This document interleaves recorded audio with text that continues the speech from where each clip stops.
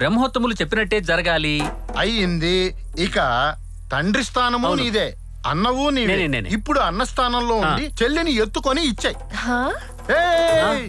చెల్లిని ఎత్తుకోవటం కాదు నాయన, మరి చెయ్యెత్తి చేతిలో పెట్టు. అలాగే అలాగే చెల్లి కుడి చేతిని బావ కుడి చేతిలో పెట్టి 4 మంచి మాటలు చెప్పి సాగనం.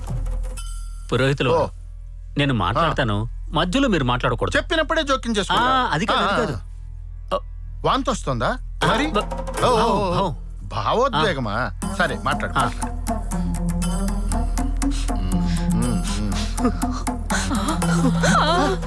అయ్యయ్యో,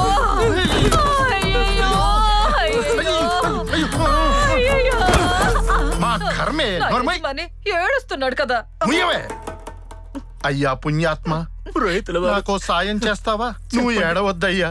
నువ్వు ఏడిస్తే అది తగులుకుంటుంది మహారాజా. మీకు ఒక చెల్లుంటే తెలుసుండేది పురోహితుల వారు, ఇదెంత కష్టమో అని. అలా కాదు, నువ్వు ఏడిస్తే చెల్లి కూడా ఏడుస్తుంది. నవ్వుతూనే పంపించాలి. ముందే చెప్పాలి కదా మీరు.